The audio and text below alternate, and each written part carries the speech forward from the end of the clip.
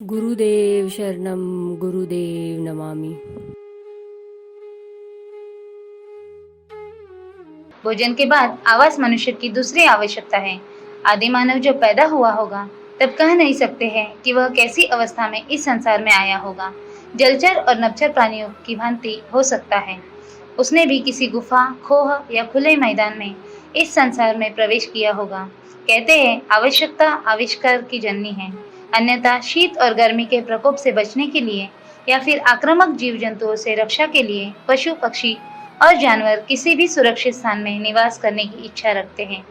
हो सकता है बाकी जीव जंतु आज भी अपने आप को राम भरोसे छोड़कर जीवन यापन करते हो, परंतु मनुष्य रूपी प्राणी ने सृष्टि के प्रारंभिक चरण से अब तक अपने लिए सुरक्षित आवास तैयार करने में अनेक सोपान पार कर लिए हैं। आज की भवन निर्माण इस बात का स्पष्ट प्रमाण है कि मनुष्य ने सदैव परिस्थितियों के साथ घोर संघर्ष किया है और उस पर विजय प्राप्त की है।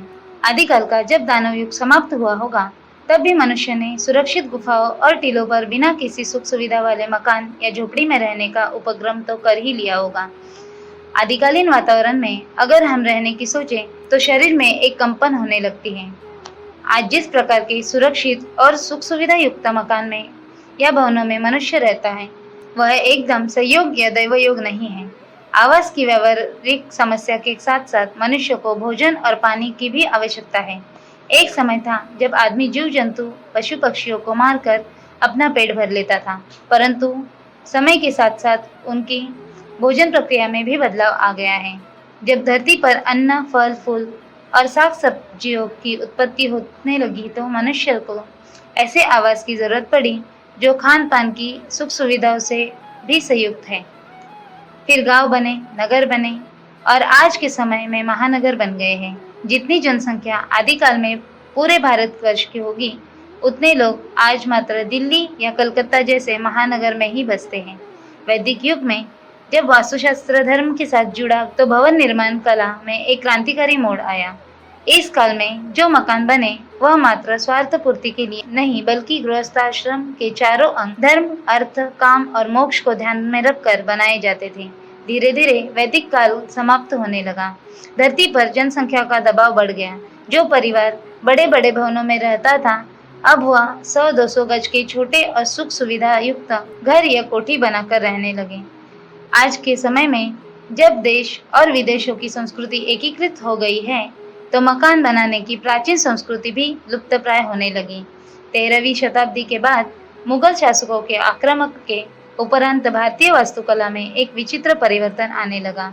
मुगल शासकों ने जब भारत पर आक्रमण किया तो न केवल राजकीय वास्तुकला यानी दुर्ग निर्माण में त्वरित विकास हुआ बल्कि आम लोगों के घर मकान भी आक्रामककारी तथा विजातीय संप्रदाय से सुरक्षात्मक ढंग को मद्देनजर रखकर बनाए जाने लगे। मुगलों के शासन काल में वैसे तो भारतीय स्थापत्य कला ने एक क्रांतिकारी मोड़ लिया। जगह जगह अरब और यूनान की मस्जिद नुमा प्रास्तीय प्रणाली विकसित हुई। सर्दी और गर्मी से बचने के लिए रेतीले और उजाड़ जंगलों में भी रहने योग्य भवन निर्माण का शुभारंभ हुआ। शहरों के साथ साथ मोहल्ले और नगर सन्निवेश में भी बहुत बदलाव आया। इसके चलते राजमार्गों का विकास हुआ। मुख्य मार्ग के साथ साथ उपमार्ग, पगडंकियां और सड़क आदि भी वास्तुकला से जुड़ गए। नगर की बस्तियां धार्मिक समुदाय में विभाजित होने लगी। हिंदुओं और मुस्लिमों की बस्तियां अलग अलग होती थीं। सर्वसाधारण के मकानों में वायु और रोशनी के आवागमन का विशेष ध्यान तो रखा जाता था, लेकिन सुरक्षा की दृष्टि से उनमें बुर्ज, परकोटे और मेहराब बनने लगे। उस मेहराब को आजकल हम बालकनी भी कहते हैं। उसका आशय यही होता था कि घर के आसपास की गतिविधियों पर नजर रखी जाती। कूड़ा करकट और मलमूत्र आदि के लिए बस्ती का एक कोना नियत कर दी जाता था, लेकिन धीरे धीरे मोहल्ले में ही छोटे छोटे शौचालय, स्नानघर और नल आदि लगाने की परंपरा चल पड़ी।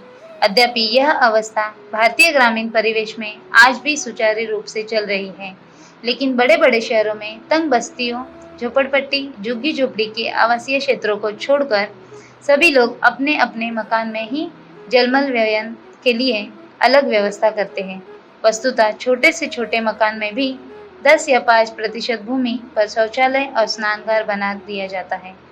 लोहे की पाइपों और भूमिगत प्रवयन प्रणाली से गंदे पानी के निकास को किसी बड़े सीवर लाइन, लोहे या पाइपों और भूमिगत व्ययन प्रणाली से गंदे पानी के विकास को किसी बड़े सीवर लाइन से जोड़कर बस्ती के वातावरण को साफ सुथरा रखने का प्रयास किया जाता है।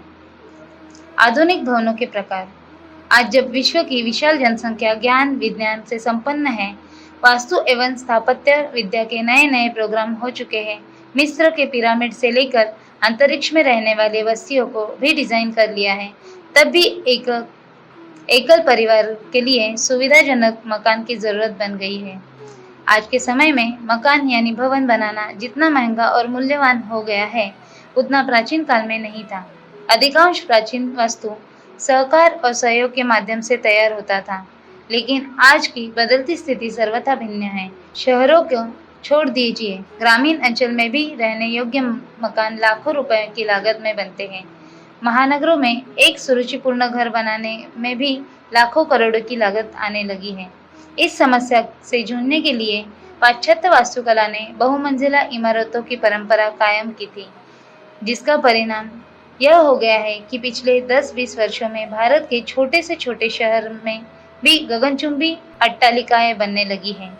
दिल्ली महानगर और न्यूयॉर्क, पेरिस में भी आज कोई अंतर नहीं दिखाई पड़ता। इन सब का एक विद्रूप परिणाम सामने आ रहा है, प्रदूषित नगरों का वातावरण। घनी आबादी के कारण सड़कों में भी जगह नहीं है। पेट्रोल और डीजल के धुएं ने वातावरण की शुद्ध हवा को गायब कर दिया है। ऐसा लगता है जैसे मानव सभ्यता एक बार फिर विनाश के कगार पर पहुंचने लगी है। यदि यही हाल रहा तो अगली शताब्दी के अंत तक हम उस आदि युग में लौटने की सोच सकते हैं, जहां मात्र एक खुली जमीन थी और खुला आसमान था। आज के समय में भवन अलग अलग प्रकार के बनने लगे हैं। समय की मांग को देखते हुए प्रत्येक प्रकार के भवन की सजावट भी अलग अलग किस्म की है। मोटे तौर पर आज के वास्तु विन्यास को हम निम्नलिखित भागों में बांट रहे हैं।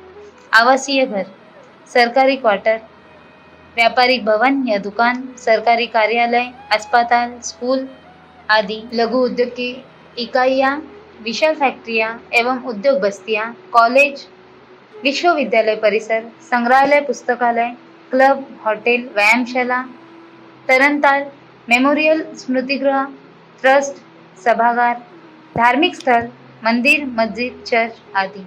आज के लिए इतना ही। अगले एपिसोड में हम जानकारी लेंगे निवास योग्य घर में क्या होना चाहिए इस बारे में। धन्यवाद।